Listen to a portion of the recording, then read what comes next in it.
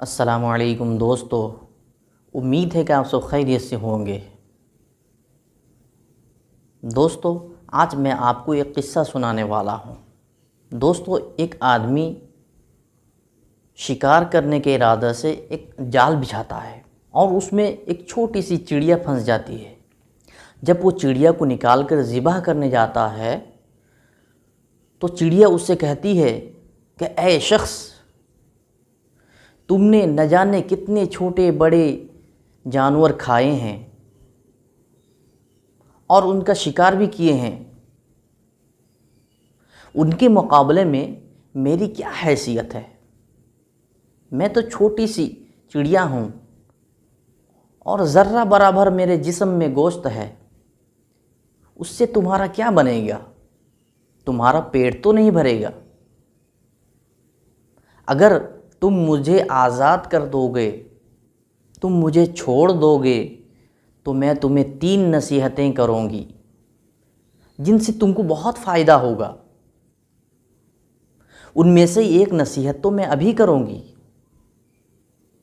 اور دوسری نصیحت جب تم مجھے چھوڑ دو گے اور میں دیوار میں جا بیٹھوں گی، اور تیسری نصیحت میں تب کروں گی جب میں دیوار سے اڑ کر ایک درخت کے ٹہنی پر جا بیٹھوں گی۔ تو اس شخص کے دل میں یہ خواہش پیدا ہوئی اور سوچنے لگا کہ چڑیا کیا نصیحت کرے گی۔ اس نے چڑیا کے بات کو مانتے ہوئے کہا کہ تم نصیحت کرو، میں تمہیں چھوڑ دوں گا۔ تو چڑیا بولنے لگی، میری پہلی نصیحت یہ ہے، جو بات کبھی ہو نہ سکے اس کا کبھی بھی یقین مت کرنا۔ یہ سننے کے بعد وہ آدمی چڑیا کو چھوڑ دیتا ہے اور چڑیا سامنے دیوار پر جا بیٹھتی ہے۔ اس کے بعد چڑیا بولتی ہے کہ میری دوسری نصیحت یہ ہے کہ جو بات ہو جائے اس کا غم کبھی مت کرنا۔ پھر بولنے لگی، اے انسان، تم نے مجھے چھوڑ کر بڑی غلطی کی ہے۔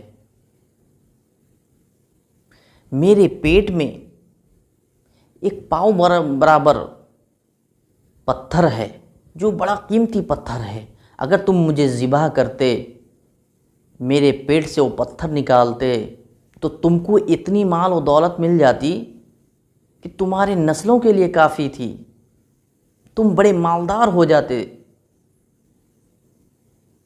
اس نے چڑیا کی یہ بات سن کر بڑا پچھتایا، بڑا افسوس کیا کہ کاش میں چڑیا کو آزاد نہ کرتا، میں اسے ذبح کر کے اس کے پیٹ سے وہ پتھر، وہ ہیرا جواہرات نکال لیتا تو میرے نسلوں تک فائدہ پہنچ جاتا اور میں مالدار ہو جاتا۔ تو چڑیا نے اس شخص کے اس سوچ فکر کو دیکھ کر دیوار سے اڑ کر درخت پر بیٹھ گئی، کہیں ایسا نہ ہو پھر سے مجھے پکڑ لے۔ پھر چڑیا بولی کہ ابھی ابھی میں نے تمہیں نصیحت کی ہے اور تم فوراً بھول گئے۔ میری پہلی نصیحت کہ جو بات کبھی ہو نہ سکے اس پر کبھی بھی یقین مت کرنا، لیکن تم یقین کر بیٹھے۔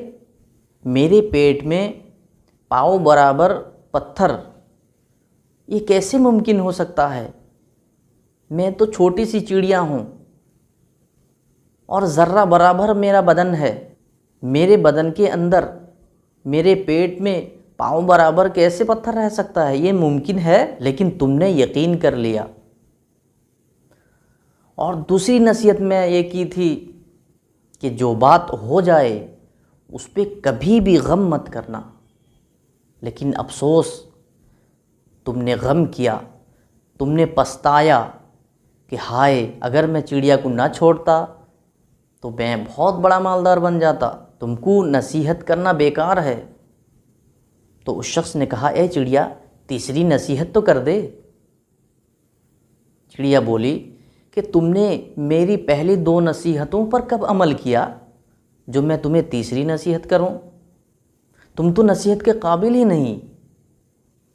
یہ کہتی ہوئی چڑیا اس درخت سے اڑ گئی اور ہوا میں چلی گئی، لیکن وہ شخص چڑیا کے ان باتوں پر غور و فکر اور سوچنے میں لگا ہوا تھا۔ دوستو، ہم پر اللہ کا بہت احسان ہے کہ ہمارے بڑے ہم کو نصیحت کرنے کے لیے موجود ہیں۔